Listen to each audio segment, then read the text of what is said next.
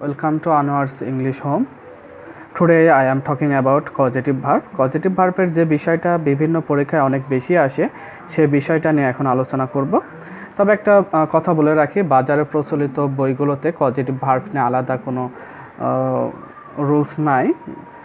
Right form of ভার্বের ভেতরেই causative ভার্বের রুলস আছে, তবে সেটা বেশি ক্লিয়ার না, যেটা বোধগম্য নয় তোমাদের কাছে।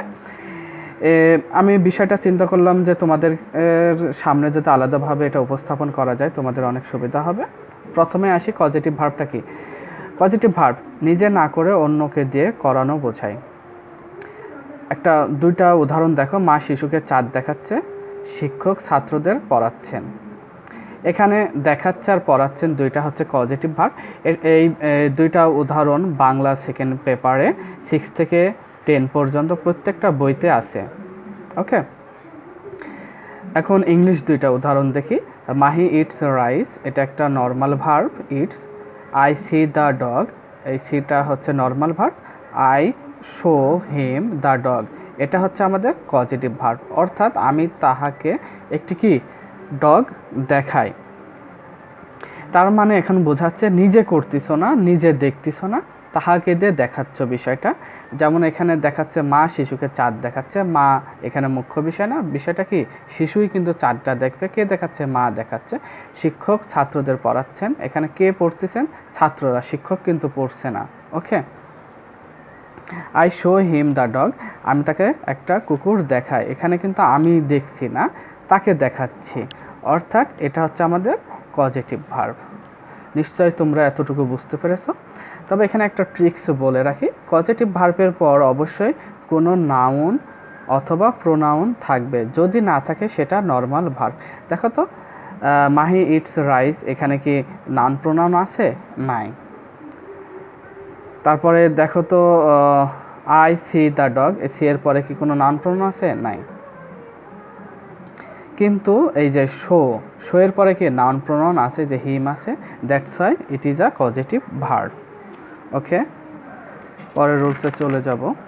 এখন যে পাঁচটা আমাদের যে পজিটিভ ভার্ব দেখো। তবে একটা কথা বলে রাখি, কিছু বিষয় আছে যেগুলো অনেক পজিটিভ ভার্ব আছে, আর যেগুলোর ক্ষেত্রে পজিটিভ ভার্ব নাই সেগুলোর ক্ষেত্রে আমরা এই পাঁচটা ভার্ব ব্যবহার করে আমরা পজিটিভ ভার্ব বানাবো। ওকে, দেখো গেটের ব্যবহার। প্রথমে আসি গেটের ব্যবহার। প্রথমে সাবজেক্ট, তারপরে গেট অথবা গট, এটা যে কোনো টেন্সে থাকতে পারে। ব্যক্তি প্লাস টু প্লাস V1।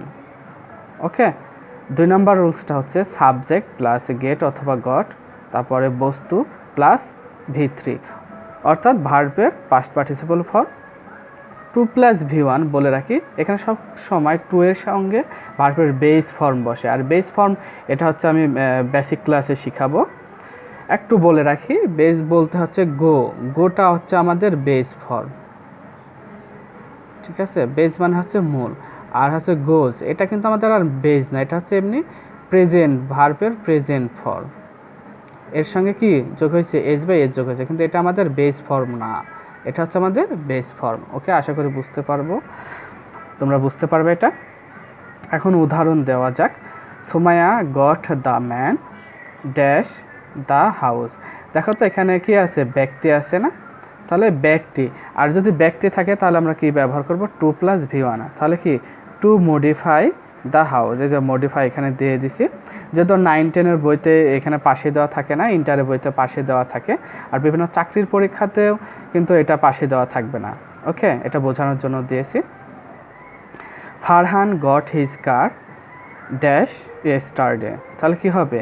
এখানে দেখো কার একটা কি অবশ্যই বস্তু, আর বস্তুর পরে সব সময় V3 হয়, এখানে রিপেয়ার্ড হবে। এই যে Farhan got his car repaired yesterday.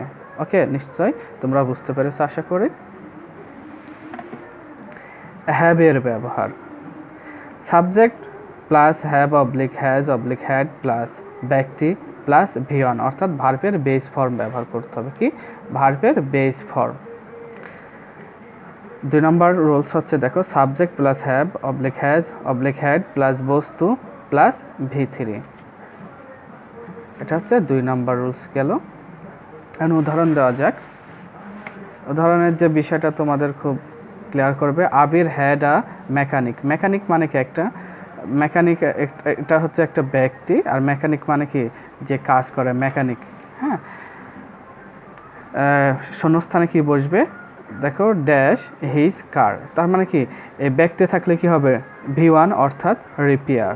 হ্যাঁ, মাইশা হ্যাড হার কার, অবশ্যই কার হচ্ছে কি বস্তু, এখানে কি বসবে V3। Maisha had her car repaired by a mechanic.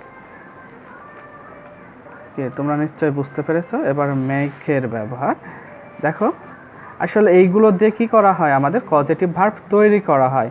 যে আমি তাকে দিয়ে কি করি, I had a mechanic repair, মানে কি আমার Abir had a mechanic repair his car. তার মানে কি আবির এই মেকানিককে দিয়ে তার গাড়িটা কি করেছে, রিপেয়ার করেছে। এই যে কাউকে দিয়ে করানো কিছু আমাদের, যেমন হচ্ছে ফিড মানে কি খাওয়ানো, এটা হচ্ছে আমাদের, এটা অর্থ কিন্তু আমাদের পজিটিভ ভার্ব, কিন্তু এই ক্ষেত্রে যে ভার্বগুলো ব্যবহার করে অন্য ভার্বগুলোকে পজিটিভ বানানো হয়, এটা হচ্ছে তোমাদের মেকিং শেখাচ্ছে।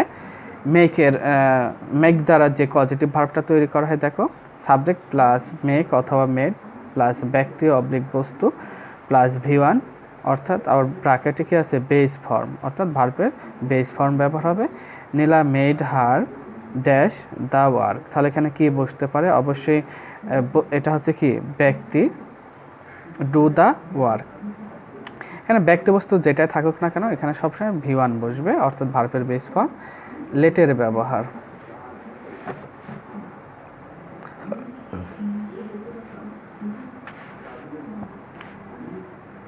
দেখো, সাবজেক্ট প্লাস লেট প্লাস ব্যক্তি অথবা বস্তু প্লাস V1 ভার্বের বেস ফর্ম। উদাহরণ দাও, এখানে যেটাই থাকুক না কেন কি এই লেটের পরে কি আছে এটা খেয়াল করতে হবে, ব্যক্তি অথবা বস্তু যেটাই বসুক না কেন সবসময় কি ভার্বের বেস ফর্ম বসবে। Rakin let his son dash to the concert, অর্থাৎ Rakin let his son go to the concert. Okay, তার মানে এখানে আমাদের V1 বইছে, যেটা হচ্ছে কি গো। তার মানে এটার অর্থ দেখো, রাকিন তার পুত্রকে কনসার্টে যেতে দিল। তার মানে কি এখানে এই লেট দ্বারা কি এই যাওয়াটা তো আমাদের হচ্ছে পজিটিভ ভার্বে নাই, কিন্তু এই লেট দ্বারা এই গোটাকে কি এটা আমাদের পজিটিভ ভার্ব বানানো হয়েছে। হেল্প মোস্ট ইম্পর্টেন্ট দেখো, সাবজেক্ট প্লাস হেল্প অথবা হেল্পড প্লাস ব্যক্তি অথবা বস্তু প্লাস ভার্বের বেস ফর্ম বা 2 + V1। আর এই 2 + V1কে অনেক সময় ইনফিনিটিভও বলা হয়। একটা কথা বলে রাখি, হেল্পের পর ব্যক্তি অথবা বস্তু যাই থাকুক না কেন হয় ভার্বের বেস ফর্ম, না হয় ভার্বের 2 + V1 অর্থাৎ ইনফিনিটিভ। এখানে ব্যক্তি বস্তু ডাজেন্ট ম্যাটার, তোমার সবসময় মাথায় রাখতে হবে যে হেল্পের পরে যেটাই থাকুক না কেন এর ভার্বের হয় বেস ফর্ম অথবা 2 + V1 দিতে হয়। ঊর্ধ্ব হেল্পড হিম কি ড্যাশ ইন দ্য এক্সাম, এখানে রাইট অথবা টু রাইট দুইটাই হয়। আলামিন helps his mother do the work অথবা টু ডু দ্য ওয়ার্ক। দেখো, ঊর্ধ্ব হেল্পড হিম তাকে কি করে, তাকে পরীক্ষার কি লিখতে সাহায্য করে। তার মানে কি দেখো, রাইটের কিন্তু আমাদের পজিটিভ ফর্ম নাই, এই কারণে রাইট কিন্তু আমাদের নর্মাল ভার্ব, এই রাইটকে আমাদের পজিটিভ ভার্ব বানানো হয়েছে। ঊর্ধ্ব helped him right in the exam, অর্থাৎ ঊর্ধ্ব তাকে পরীক্ষায় লিখতে কি করে সাহায্য করে। ক্লিয়ার বিষয়টা? ওকে, আশা করি তোমরা সবাই বুঝতে পেরেছো। যদি না বুঝতে পারো অবশ্যই আমাকে কমেন্টে জানাবো অথবা স্ক্রিনশট দিয়ে মেসেঞ্জারে সেন্ড করবা। আশা করি তোমরা বুঝতে পেরেছো। Okay, take care and bye by.